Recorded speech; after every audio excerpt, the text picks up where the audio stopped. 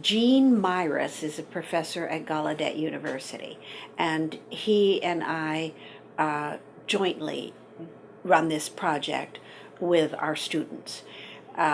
We make bilingual, bimodal books in ebook form and in video form, so that our primary concern is to encourage hearing people sharing books with deaf children.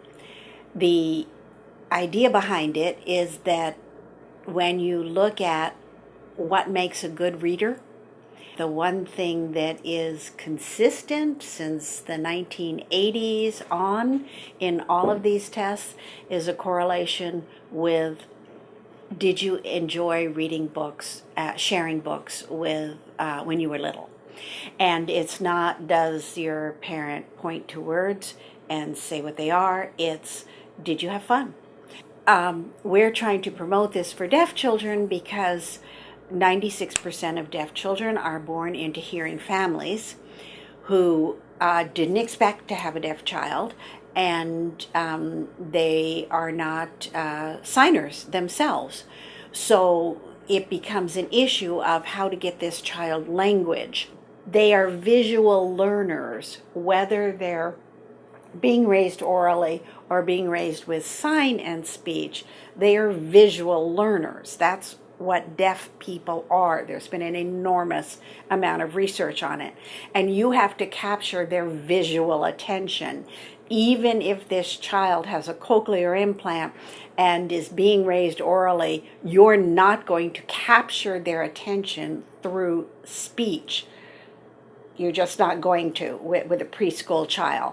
What we're trying to do is make books that are fun for a hearing adult who might have terrific signing to no signing, and for a deaf child who might have terrific signing to no signing. But you open up one of our books, you put it in front of a 2-year-old who is deaf, and they're caught. They're caught by the videos of someone signing, and pretty soon they're mimicking the signing. And we're finding that the adults are often mimicking the signing too, and the parent and child are having fun working with the signing together. This little boy, his mama had never been able to get him interested in a book at all, ever. He's 2 years old, he was born deaf, and he's just beginning to learn to sign.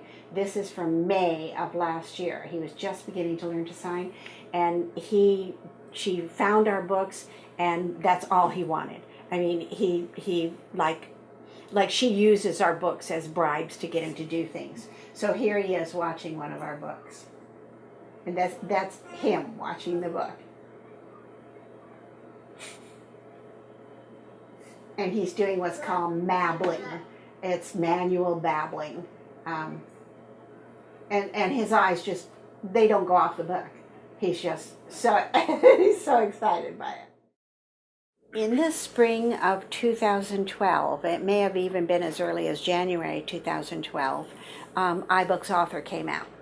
That was a free program on to be used on a Mac machine, and it allowed you to make ebooks, and it was very easy to insert videos. We got a seed grant from the college. I got a grant to allow them to hire a replacement for me so I could have a course that I devoted to this. But it was the invention of iBooks Author as a free app that allowed us to do it. Then, of course, you have to have all the film editing technology, and that the college already had. So I've been working kind of just on the back end of things, sort of like working to make these ebooks ready to publish on iTunes. So it's kind of, it requires the collection of like these resources from a lot of different places. So first it's like collecting the videos of the signers, and also collecting a voiceover narration in the language of the ebook, the spoken language, and then So usually that is done in like Premiere. It's kind of trying to match the layout and the illustrations of the ebook in the video of the signer, and then just like preparing that to publish. He mentioned doing voiceovers, and you might say, why do you need a voiceover? Why does a deaf child need a voiceover? Well, some deaf children do have some access to sound, particularly if they have a hearing aid, and a little bit less so if they have a cochlear implant. But that's not really who we do it for.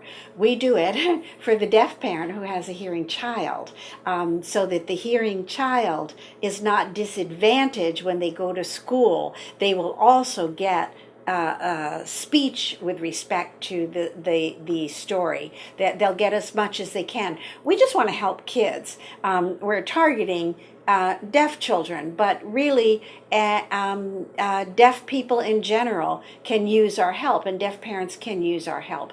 Also, by having a voiceover, we allow the deaf kid who's got hearing siblings to share books together. Like, this is the first page, and it has the text and the illustrations, and then the signer will just come up and sign the text. Every ebook is different. There's variation. You can see, like, on this one, she's kind of existing, like, in front of, like on the book, as if she's kind of in the book, as opposed to just, like, a feature of the book, and that's just kind of a design choice that was made by those designers. Yeah, and here, this is the video of the book, and she's there's the illustrations, and then she appears. But in the ebook, you get the illustrations, and you have to click on something at the top, and then she is superimposed on the pictures. There she was in a little box. We've got other ones where, and these are decisions that the student makes in consultation with the entire class about the aesthetics of things. We're always giving each other feedback on all the drafts.